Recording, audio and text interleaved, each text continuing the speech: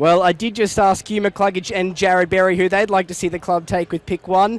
I'm now joined by the man who might get me in trouble for asking them that question. The General Manager of Football at the Lions, David Noble, joins me. Thanks for your time, David. No worries, Tom. Pleasure to be here, and good evening, everyone. Now, you obviously joined the club almost a year ago now. It was last September. What do you think David Noble of last September would think looking at tonight? Do you think he'd be pretty happy with the growth this year? Yeah, we are. We're extremely happy. I think the fans can really see what we want to do, where we want to go.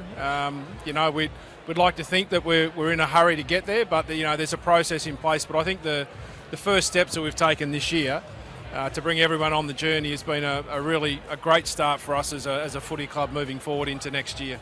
And just on a personal note, you did obviously move from Adelaide to come here. How have you settled into Brisbane? How are you enjoying the Queensland lifestyle? Yeah, well, until you actually get here and experience it, it's everyone talks about how well, and how great the winters are here.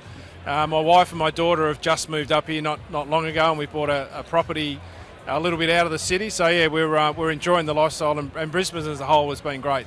Now, you have been sitting alongside Chris Fagan in the coach's box regularly this year. And we have seen a lot said and heard a lot said about his antics and how animated he can get in the box. Yes. Are you playing the role to him of calming him down that he used to play to Alistair Clarkson at Hawthorn? Yeah, that's probably one way you can describe it. We used to spar against each other as coaches. Right, okay. Through the TAC Cup and through the AFL reserves. But, yeah, look, I mean, Chris is an experienced campaigner. There's only been the odd occasion where I've feared for my life, but no, he's very passionate, and look, you certainly don't you want to harness that passion, and certainly when he gets to the players, he's very engaged and got a really clear message. You work obviously hand in hand with Chris daily at the club. Yep. For all the fans out there who obviously all we see of Chris is the press conferences and the media front, what's the real Chris Fagan like behind the scenes? Look, he's a joker. He really likes to have a bit of fun, and that certainly comes through in a lot of the meetings. He's not a practical joker, but certainly he's up for a bit of a joke. And certainly our pre-game meetings when we travel, there's a couple of little quirky things that the players really enjoy. So I think that just relaxes the players and makes him a bit more human. You got a tip for tonight? Who might take it out? Or do you know the winner? Yeah, I can't give you a tip. You know the winner. I have to push you off stage, Tom.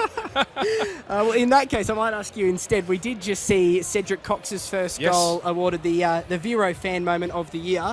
On your own front, what was your favourite moment of the year? It can be an off-field one, an on-field one. What was your highlight? Oh, look, I really loved the attitude that our players took into the last quarter of Essendon.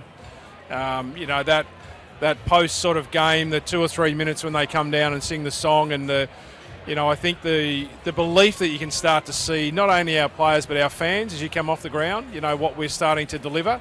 That was probably for me. I mean, it was a real point of where our cultures turned to, and as a result of that, the on-field performance really lived up to expectation that night. Well, thanks for your time, David. It's good to chat with you. And the last round of the year was against North Melbourne. It was Queensland members round. Let's have a look at how it went.